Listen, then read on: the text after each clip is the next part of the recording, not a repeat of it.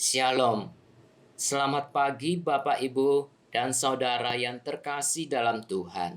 Ibrani pasal yang ke-12 ayat kedua.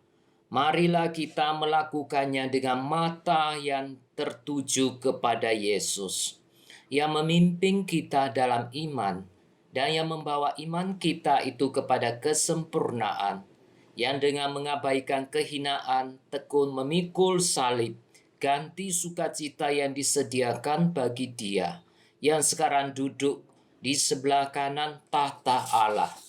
Saudara yang dikasihi oleh Tuhan, apa yang harus kita lakukan dengan mata yang tertuju kepada Yesus? Yaitu apa yang dikatakan di ayat yang pertama. Penulis Ibrani menyatakan, marilah kita menanggalkan semua beban dan dosa yang begitu merintangi kita, dan berlomba dengan tekun dalam perlombaan yang diwajibkan bagi kita. Baru di ayat kedua ini penulis menyatakan, marilah kita melakukannya dengan mata yang tertuju kepada Yesus.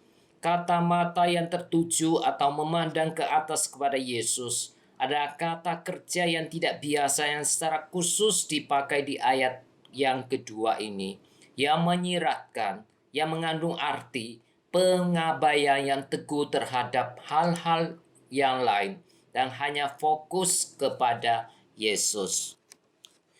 Perjalanan hidup orang percaya di dunia ini bagaikan suatu perlombaan yang penuh tantangan, yang penuh godaan, yang penuh pencobaan dan penderitaan. Oleh karena itu kita harus mengabaikan hal-hal yang bisa merintangi kita untuk menjadi seorang pemenang dalam perlombaan hidup ini. Dengan cara apa, saudara? Dengan cara hanya memandang kepada Yesus dengan mata yang hanya tertuju secara fokus kepada Yesus. Ayat kedua ini memakai kata Yesus bukan Kristus untuk mengingatkan kita akan kemanusiaan Yesus, yang mana Dia adalah Allah yang datang ke dalam dunia ini, hidup di dalam penderitaan, namun menjadi seorang pemenang. Yesus adalah contoh teladan hidup yang sempurna, yang pernah hidup dalam dunia ini yang penuh dengan pencobaan dan penderitaan, namun Ia telah menang. Ayat 2 ini juga menghubungkan sukacita dengan penderitaan, sebuah tema yang bergema berulang-ulang kali dalam perjanjian baru.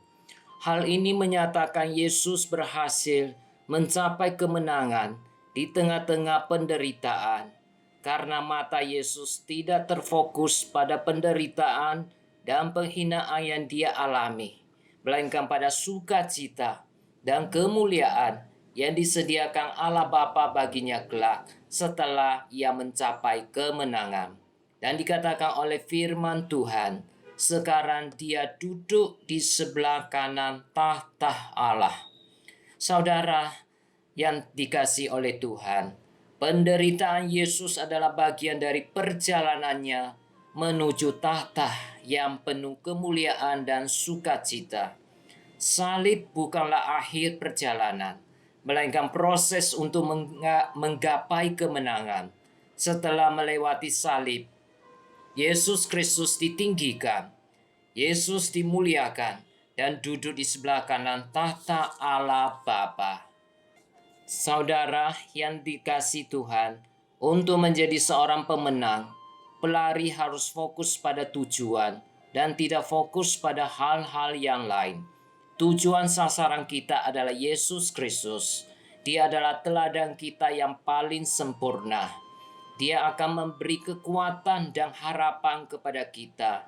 Dan pada akhirnya, Dia akan menyambut kita ketika kita menyelesaikan dengan baik perjalanan perlombaan hidup ini.